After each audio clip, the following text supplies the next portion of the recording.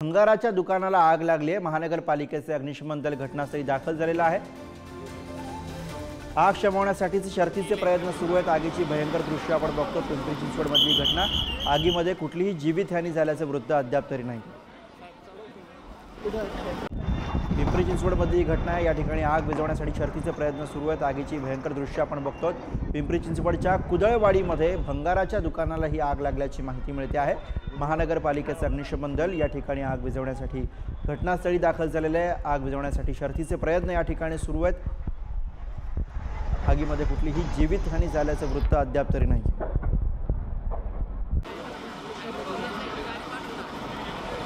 आगीच्या तीव्रतेचा अंदाज या दृश्यांवरून आपण लावू शकतोय। एका भंगाराच्या दुकानाला लागलेली आग आहे। पिंपरी चिंचवड मधली घटना, कुदळवाडी इथे ही घटना घडलेली आहे। अग्निशमन दलाकडून सध्या आग विझवण्यासाठी शर्थीचे प्रयत्न सुरू आहेत।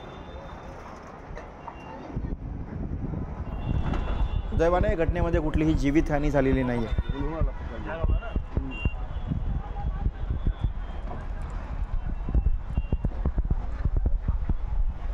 मोठ्या प्रमाणावरती धुराचे लोट आपल्याला दृश्यांमध्ये दिसत आहेत। आग भडकल्याचं चित्र सुद्धा दिसत आहे। त्यामुळे आग विझवण्यासाठी सध्या शर्थीचे प्रयत्न सुरू आहेत।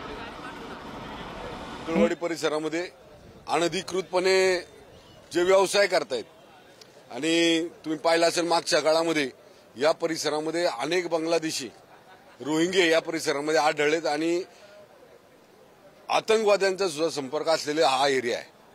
आणि अनधिकृतपणे भंगार व्यवसाय चालत असताना, स्क्रॅपचे व्यवसाय चालत असताना त्यांना कुठल्याही प्रकारचं लायसन नाही आणि अनधिकृतपणे ते चालवतात। त्यामुळे अशा प्रकारच्या घटना तिथं घडतायत। आजूबाजूच्या परिसरामध्ये भीतीचं वातावरण आहे। त्यामुळे अशा प्रकारच्या एरियामध्ये कठोर कारवाई करण्यासंदर्भातले आदेश आदरणीय देवेंद्रजींनी या संदर्भातले त्या संबंधित प्रशासनाला आमच्या इथले दिलेले आहेत।